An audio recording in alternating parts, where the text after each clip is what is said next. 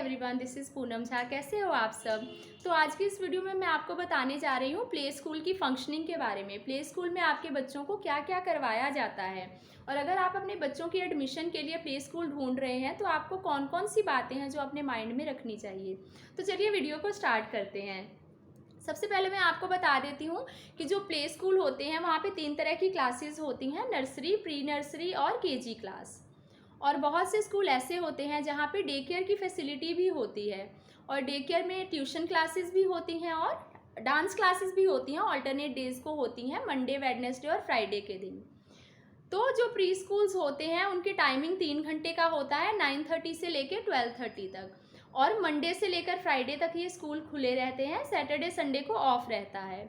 और fees structure की अगर हम बात करें तो फीस स्ट्रक्चर में vary from school to school, सभी स्कूलों का फीस स्ट्रक्चर अलग अलग हो सकता है। मेरी सोसाइटी में जो प्ले स्कूल्स थे तो कहीं पे जो फीस स्ट्रक्चर है वो कहीं पे 1800 पर मंथ फीस थी, कहीं पे 2200, कहीं पे 1500। तो ये अलग अलग हो सकता है सभी स्कूलों का। 3 घंटे का टाइमिंग रहता है, 9:30 से 12:30 बजे तक बच्चे जो है अपना क्लास में रहते हैं और उसके बाद बच्चों की छुट्टी हो जाती है।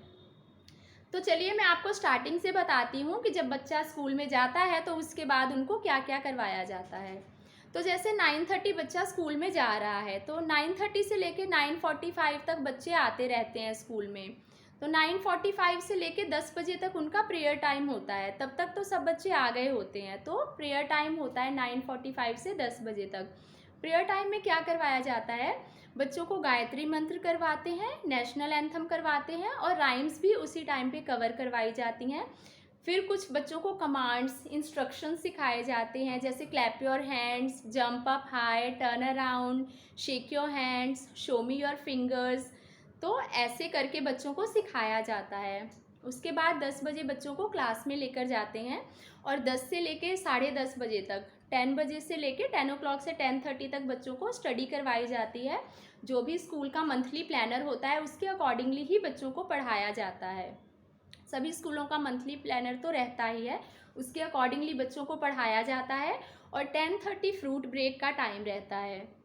फ्रूट ब्रेक भी ज़रूरी नहीं कि सभी स्कूलों में फ्रूट ब्रेक होता ही है, लेकिन बहुत से स्कूलों में फ्रूट ब्रेक होता है ताकि बच्चों को फ्रूट्स खाने की जो हैबिट है वो डेवलप हो।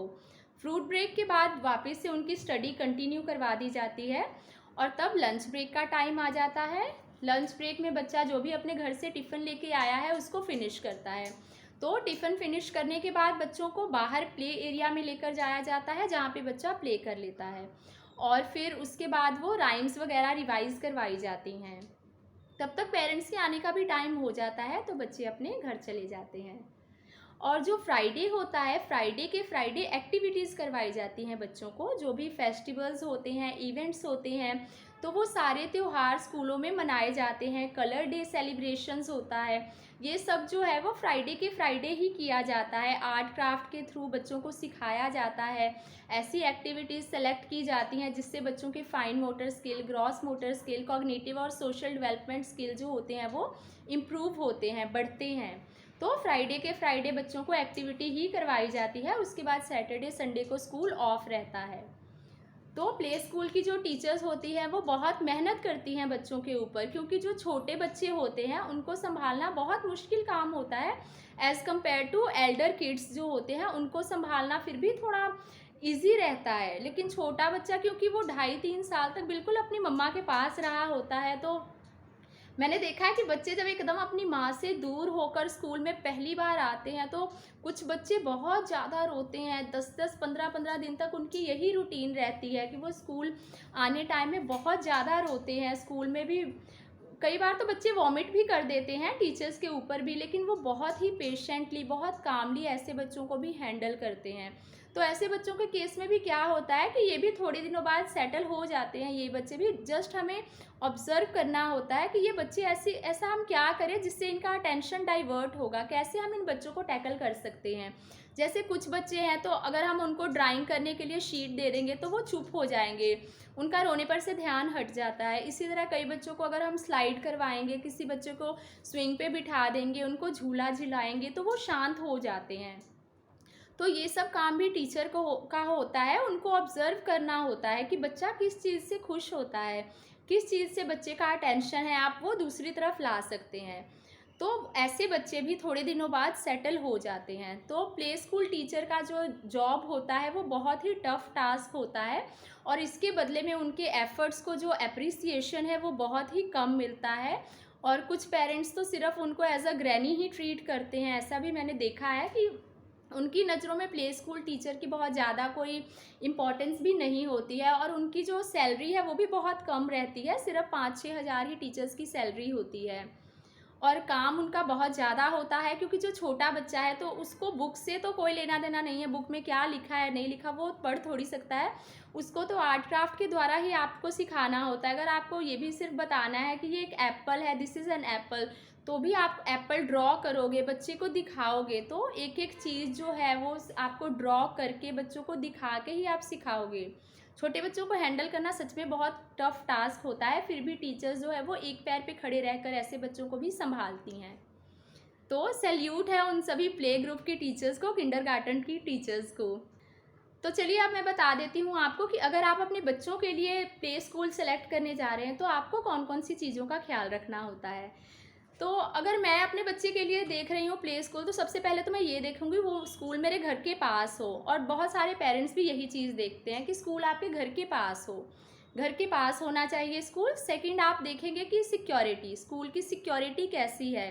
स्कूल में देखिए कैमरे ज़रूर लगे होने चाहिए, कैमरा बहुत ज़रूरी होता है स्कूल में।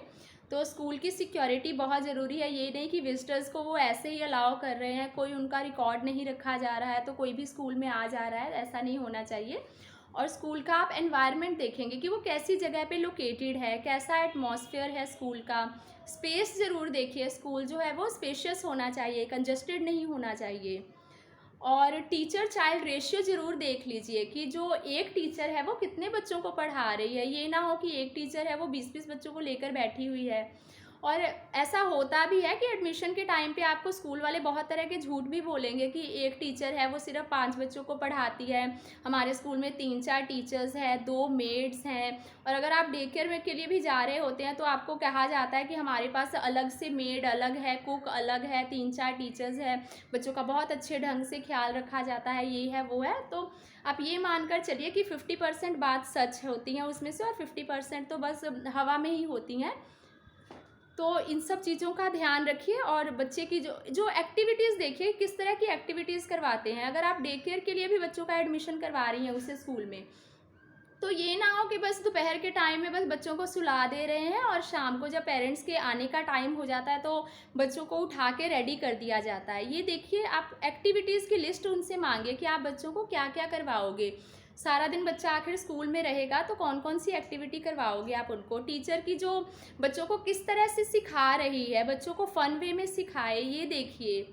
और बहुत ही अच्छा एटमॉस्फेयर होना चाहिए, कॉर्डियल एटमॉस्फेयर होना चाहिए। ऐसी चीज़ तो नहीं है कि बच्चों को चोट लग सकती है, ये सब बहुत अच्छे से आप देख लीजिए। तो इन सब चीज़ों का ध्यान रखिए अपने बच्चों के स्कूल के एडमिशन के टाइम पे। होप आपको वीडियो पसंद आएगा। Thank you so much.